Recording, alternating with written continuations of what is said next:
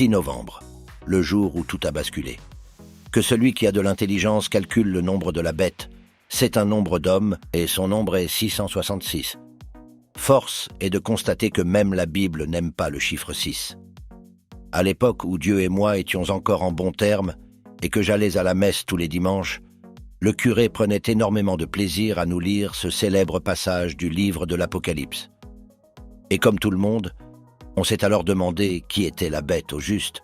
César Néron, l'empereur fou qui a assassiné Agrippine, sa propre mère, ou encore Hitler, le décérébré qui a gazé des millions de juifs, ou bien Léopold II, l'esclavagiste qui a coupé des millions de mains africaines. On a longtemps disserté ainsi sur tous les vampires que Dame Nature a produits à travers les âges, sans jamais trouver le candidat idéal. Mais en fin de compte, pourquoi toujours chercher loin ce que l'on a là, tout près?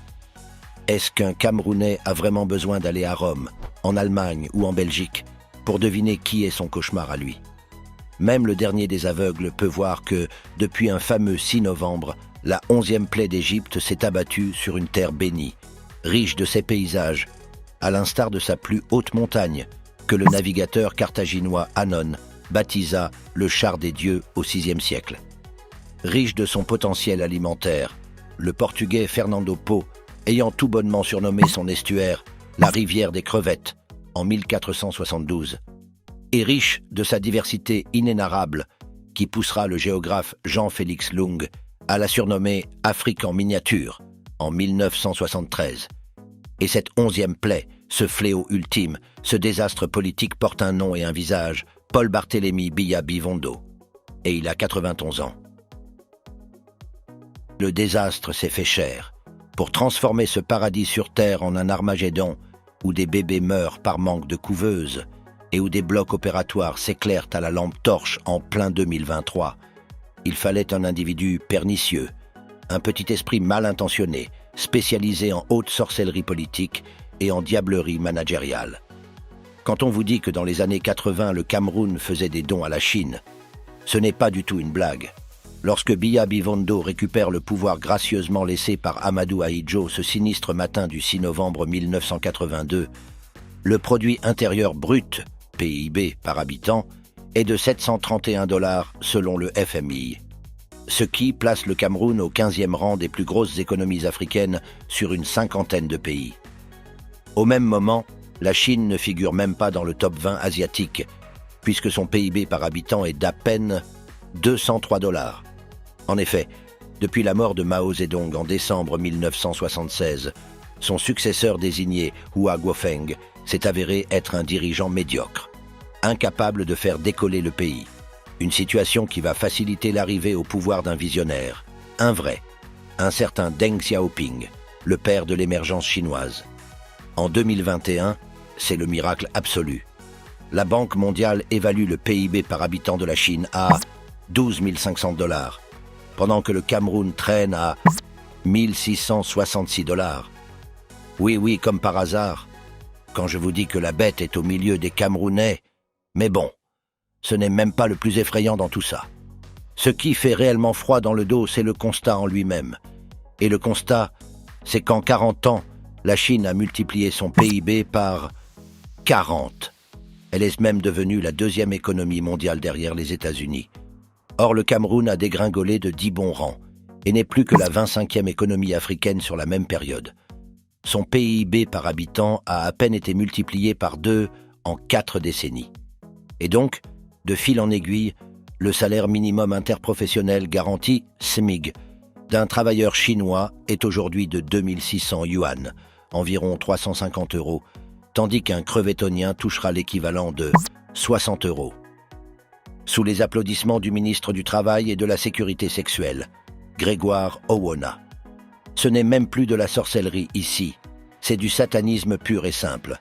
On comprend dès lors pourquoi, ce dimanche, pour les 41 ans du renouveau, ou renouvol, Joseph Lay, alias Pamela Anderson, ministre de la fonction publique et de la réforme administrative, a publiquement sollicité l'aide de tous les biyaïstes du globe terrestre pour lui trouver des images montrant les réalisations de leur mentor. En lisant cette requête insolite sur la page Facebook du concerné, il est évident que les Camerounais n'ont pas été surpris.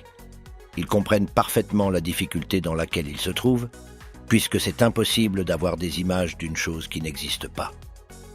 En ce moment même, Mr. Anderson est encore en train de chercher la piscine olympique du complexe, devenu stade, de Japoma, et l'hôtel souterrain du complexe, devenu stade, d'Olembe. Sans oublier les 211 mégawatts que devait fournir le barrage de Mempheleu, ni le tramway qui devait circuler à Douala en 2011, ni le pôle technologique de Yaoundé, dont le budget de 11,2 milliards fut voté chez Tchouenté, la conteuse de pangolins et de chauves-souris, ni le célèbre champ de tracteurs d'Ebolova, ni le... Entre nous, j'ai vraiment besoin de faire toute la liste? Est-ce que votre appareil aura assez d'espace de stockage? Au Canada, berceau de nos ancêtres. Quand nous disons qu'au regard de tout ceci, le Cameroun se viderait de sa population en l'espace de 3 minutes si l'on osait accorder le visa gratuit pour tous. De comiques personnages tels que Jean-François Eyenga, l'homme qui réfléchit plus lentement qu'une fourchette, avancent que nous salissons l'image du Cameroun. Lorsqu'on regarde le volume de particules de poussière flottant dans l'air à Yaoundé, on se demande s'il est encore possible de salir quoi que ce soit. Et voici d'ailleurs que, depuis quelques mois, nos prédictions se confirment au grand jour, puisque le Canada est devenu la nouvelle terre promise. Les Camerounais fuient leur pays comme les moustiques fuient la chambre après le passage de l'insecticide. Désormais, c'est le pays de Canada. Pardon, de Canaan. Et personne n'est en reste. De l'enseignant le plus diplômé au campagnard le plus inattendu, tout le monde veut partir. Et ne leur dites pas qu'il fait très froid en Amérique du Nord. Car, comme le disait Jean-Paul Sartre, le froid, c'est les autres. Au-delà des raisons économiques, ces braves gens souhaitent profiter ailleurs d'une liberté qu'ils n'ont pas chez eux. Il faut en effet noter cette vilaine astuce des billaïstes qui consiste à faire croire aux naïfs qu'ils sont aujourd'hui libres de s'exprimer, en comparaison avec l'ère Ahidjo où la répression était plus forte et plus ouverte. Or, la réalité, c'est que le mécanisme de coercition s'est juste quelque peu décalé, devenant plus sournois, plus subtil, encore qu'aujourd'hui encore, l'on dénombre des centaines de prisonniers et d'exilés politiques, que l'on voit toujours des policiers torturer des citoyens en pleine rue, et qu'un matamor du nom d'Atangadji compare carrément l'État à un mixeur chargé de broyer ses citoyens. Au Cameroun, tant que votre tintamarre sur les plateaux de télévision n'entraîne aucune émulation dans la rue, vous vous laisserez convaincre que vous voguez en liberté. Mais dès l'instant où votre verbe mettra réellement en branle les fondements du pouvoir, vous serez cueilli chez vous devant femmes et enfants, comme ce cher Bibou Nissak, sans autre forme de procès. C'est ici le bilan, démocratie et droits de l'homme, dans cette jungle moderne où même un défenseur du renouveau peut subir les foudres sodomites et gomorriennes de l'ogre qu'il a pourtant défendu bec et ongles. Martinez Zogo ne me démentira pas, et c'est à ce moment-là que certains comprennent qu'il n'y a pas de liberté d'expression en Crevétonie. Ce qu'il y a, c'est une simple liberté de bavarder, ça ne va pas plus loin. En bref, depuis qu'il s'est séparé de la Malaisie en 1965, le minuscule État de Singapour, à peine plus peuplé que la ville de Douala, possède le 3e PIB par habitant de la planète, de l'ordre de 72 000 $, juste derrière le Qatar et le Luxembourg. Or, depuis son père fondateur Lee Kuan Yew, qui resta Premier ministre durant 31 ans, c'est le même cercle qui règne à Singapour, et il n'y a pas vraiment de démocratie. L'actuel Premier ministre, Lee Hsien Loong, est au pouvoir depuis 19 ans, depuis 2004, et même les chewing-gums sont interdits dans le pays. Mais le peuple s'en fiche, puisqu'ils sont riches et ont largement de quoi subvenir à leurs besoins. De plus, en tant que vitrine et porte d'entrée dans le pays, l'aéroport de Singapour-Changi est qualifié chaque année de meilleur aéroport du monde, en termes de modernité de l'infrastructure et de qualité d'accueil. Depuis qu'il s'est séparé d'Ahidjo en 1982, le Cameroun est passé du top 15 au top 25 africain et a raflé toutes les premières places mondiales en termes de corruption et de banalisation du vol. Depuis 41 ans, c'est le même cartel qui est au pouvoir sous la poigne de fer de Paul Barthélémy Biya Bivondo. Non seulement il n'y a pas de démocratie, mais il n'y a également pas d'autoroute, pas d'électricité continue, pas de toilettes dans les services publics, et pas de cure-dents produits localement. Quant à l'aéroport du pays, Yaoundé-Simalène, l'on vous exige encore en 2023 de remplir un formulaire à la main à votre arrivée, comme au temps des primates.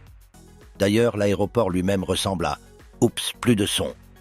Tout ceci parce qu'il y a 4 décennies, la malchance est descendue sur terre et a envoyé son fils unique aux Camerounais, afin que quiconque croit au développement finisse torturé comme Mispa Awassoum ou assassiné comme Samuel Ouazizi. En 1982, il était plus facile de développer le Cameroun à l'image de la Chine que de le faire sombrer dans le tartare du tribalisme et de la misère chronique. Mais comme Paul Barthélemy aime se le dire lui-même, impossible n'est pas camerounais, et parce qu'il aime les gros défis, il a donc choisi de faire le plus difficile. Et il a réussi. Bravo son incompétence, Paul Biya. Merci d'avoir regardé. Si cette vidéo vous a plu, laissez-nous un like, puis un commentaire. Et abonnez-vous à notre chaîne sans oublier d'activer la cloche de notification. À bientôt.